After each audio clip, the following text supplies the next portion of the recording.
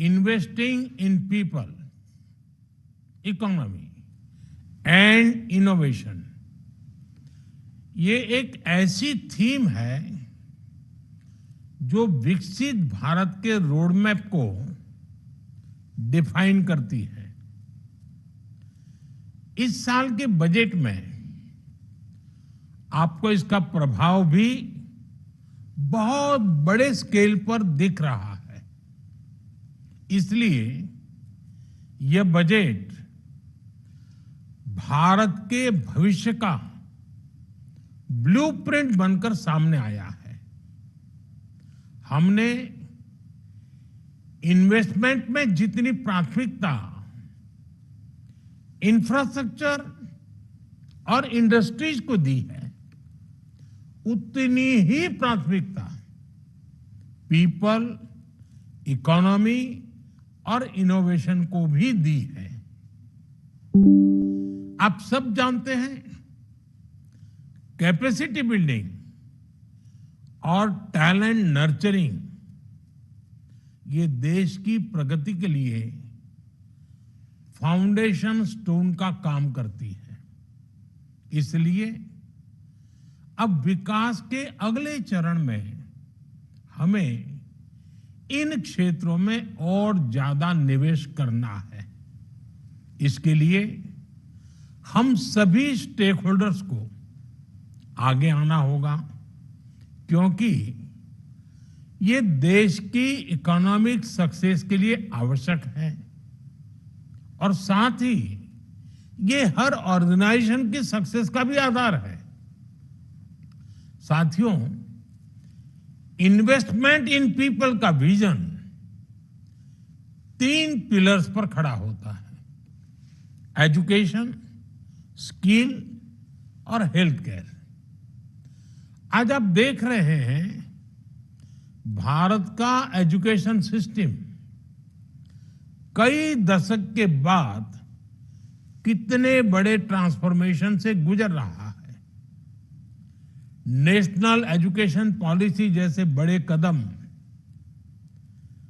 IIT का विस्तार, education system में टेक्नोलॉजी का इंटीग्रेशन, एआई के फुल पोटेंशियल का उपयोग, टेक्स्ट बुक का डिजिटाइजेशन, 22 भारतीय भाषाओं में लर्निंग मटेरियल्स उपलब्ध करवाने का काम, ऐसे कितने ही प्रयास मिशन मोड में जारी है। इनके कारण आज भारत का एजुकेशन सिस्टम 21वीं सदी की दुनिया की जरूरतों और पैरामीटर्स को मैच कर रहा है। साथियों, सरकार ने 2014 से अब तक 3 करोड़ से ज्यादा युवाओं को स्किल ट्रेनिंग दी है। हमने 1000 आईटीआई संस्थानों को अपग्रेड करने और 5 सेंटर ऑफ एक्सीलेंस बनाने का ऐलान किया है। हमारा लक्ष्य है कि युवाओं की ट्रेनिंग ऐसी होनी चाहिए कि वो हमारी इंडस्ट्री की जरूरतों पूरी कर सके। इसमें हम ग्लोबल एक्सपर्ट से मदद लेकर ये सुनिश्चित कर रहे हैं कि हमारे युवा वर्ल्ड लेवल पर compete कर सके।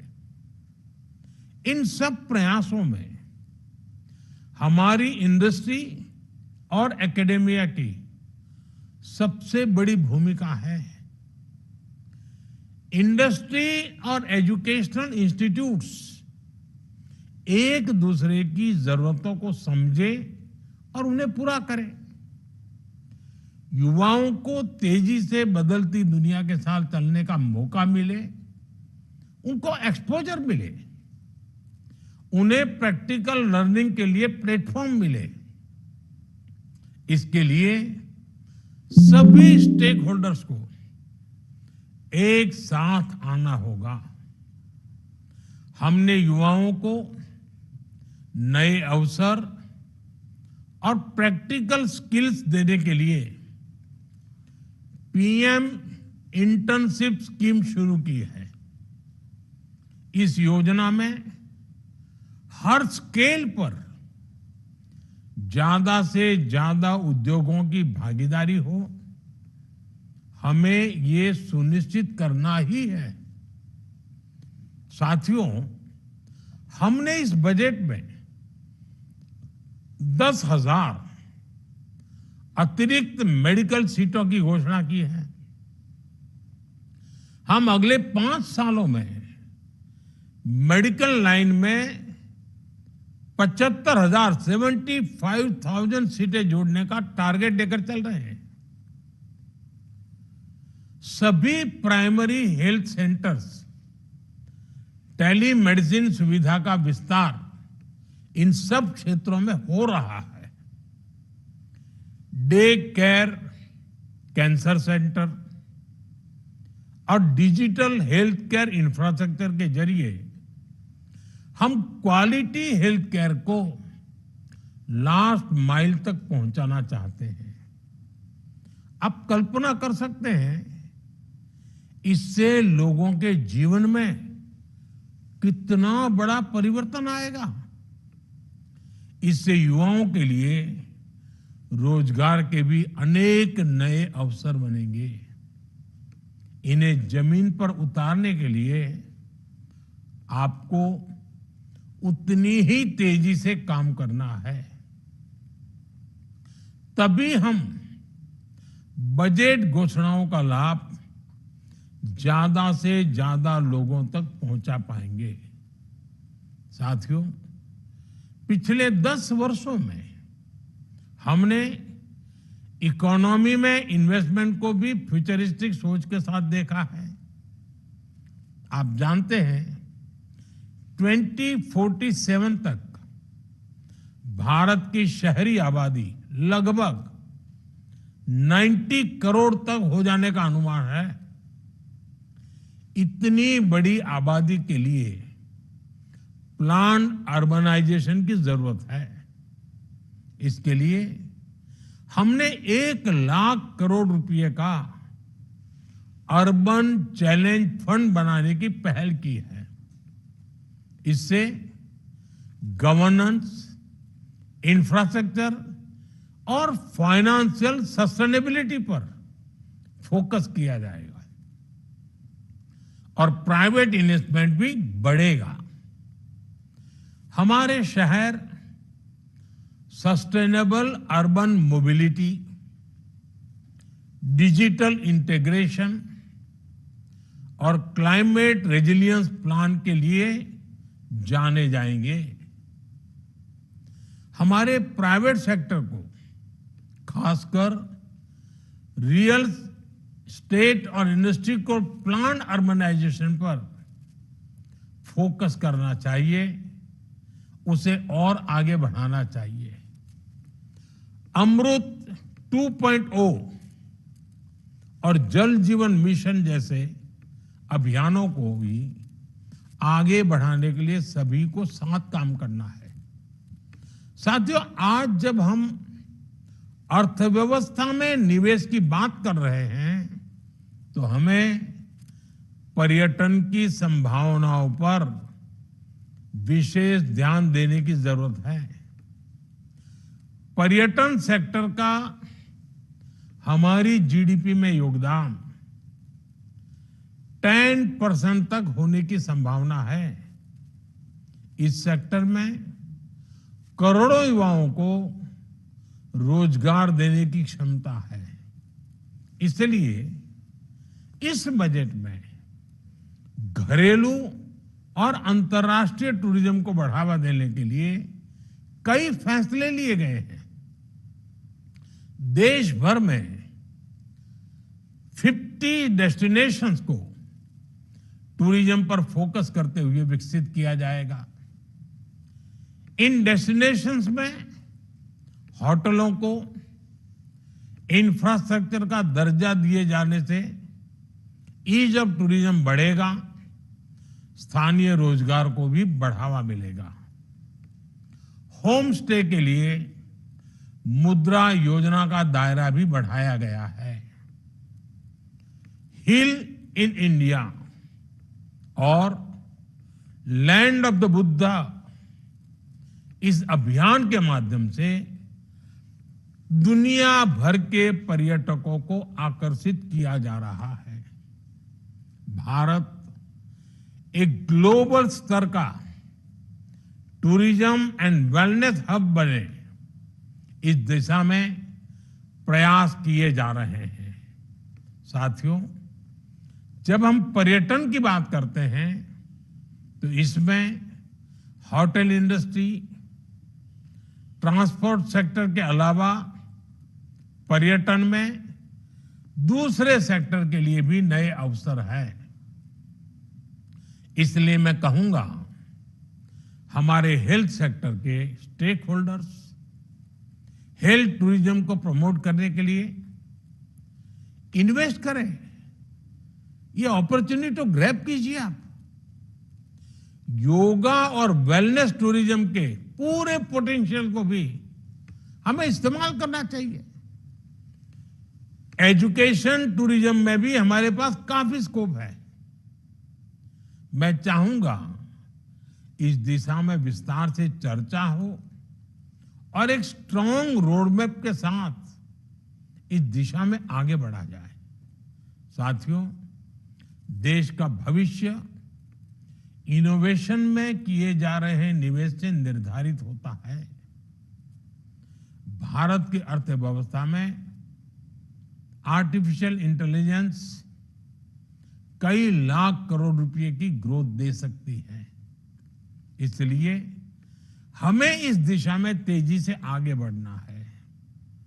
इस बजट में एआई ड्रिवेन एजुकेशन और रिसर्च के लिए 500 करोड़ आवंटित किए गए हैं। भारत एआई की क्षमताओं को विकसित करने के लिए नेशनल लार्ज लैंग्वेज मॉडल की स्थापना भी करेगा।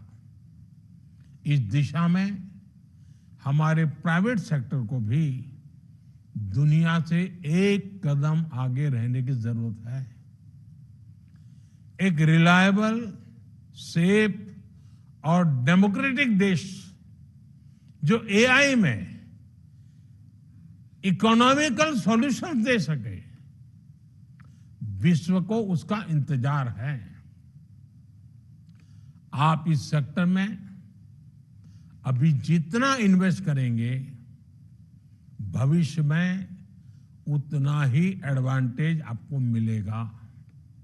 साथियों, भारत अब दुनिया का तीसरा सबसे बड़ा स्टार्टअप इकोसिस्टम है। स्टार्टअप्स को बढ़ावा देने के लिए सरकार ने इस बजट में कई कदम उठाए हैं।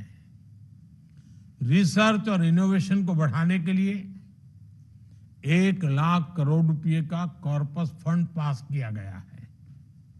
इसमें deep tech fund of funds के साथ उभरते सेक्टर्स में निवेश बढ़ेगा। आईआईटी और आईआईएससी में 10,000 रिसर्च फेलोशिप की व्यवस्था बनाई गई है। इससे रिसर्च को बढ़ावा मिलेगा, प्रतिभाशाली युवाओं को मौका मिलेगा। नेशनल जियो स्पेशियल मिशन और अनुसंधान नेशनल रिसर्च फाउंडेशन के माध्यम से इनोवेशन को गति मिलेगी। भारत को रिसर्च और इनोवेशन के क्षेत्र में नई ऊंचाई पर पहुंचाने के लिए हमें हर स्तर पर मिलकर काम करना होगा। साथियों, ज्ञान भारतम मिशन, और मैं आशा करता हूं इस सब में आप सब आगे आए। ज्ञान भारतम मिशन के माध्यम से भारत की समृद्ध मैन्युस्क्रिप्ट्स हेरिटेज को संरक्षित करने की घोषणा बहुत ही अहम है।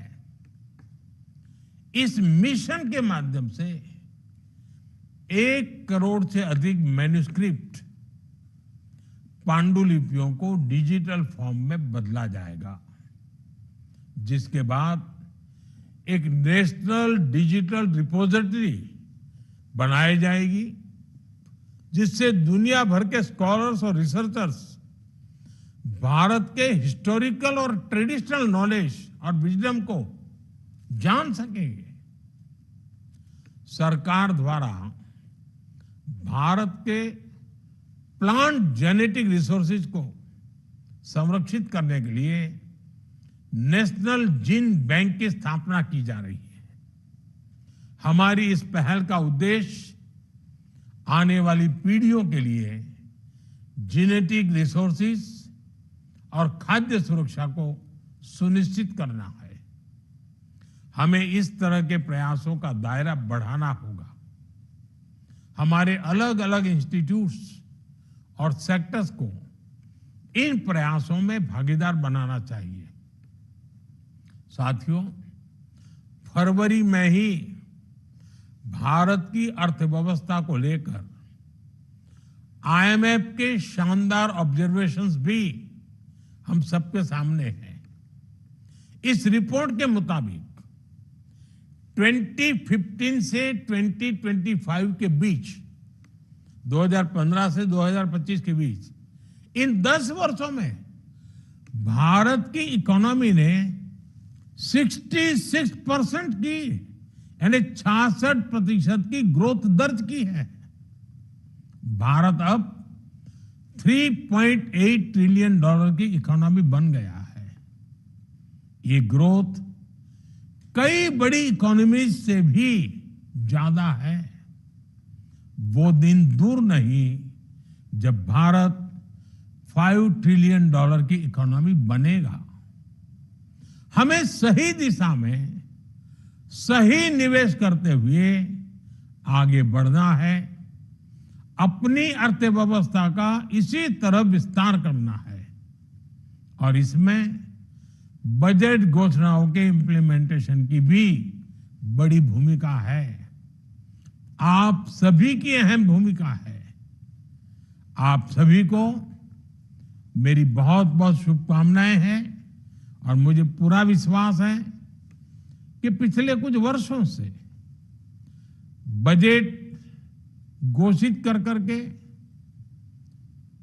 आप अपना कर लो, हम हमारा कर ले, वो परंपरा हमने तोड़ दी। बजट बनाते से पहले भी आपके साथ बैठते हैं, बजट बनने के बाद भी, घोषित करने के बाद भी जो चीजें सामने आती हैं उसको इंप्लीमेंट करने के लिए भी हम आपके साथ बैठते हैं। शायद जन भागीदारी का ये मॉडल बहुत रेयर होता है और मुझे खुशी है कि लगातार प्रतिवर्ष इस एक मंथन के कार्यक्रम को बल भी मिल रहा है, उत्साह से लोग भी जुड़ रहे हैं और हर एक को लगता है कि बजट के पूर्व जितनी बातें हम करते हैं उससे ज्यादा महत्वपूर्ण बातें बजट के बाद इंप्लीमेंटेशन में उपयोगी होती है। मुझे विश्वास है हम सबका ये सामूहिक मंथन हमारे सपनों को, 140 करोड़ देशवासियों के सपनों को पूर्ण करने में बहुत बड़ा रोल प्ले करेंगे।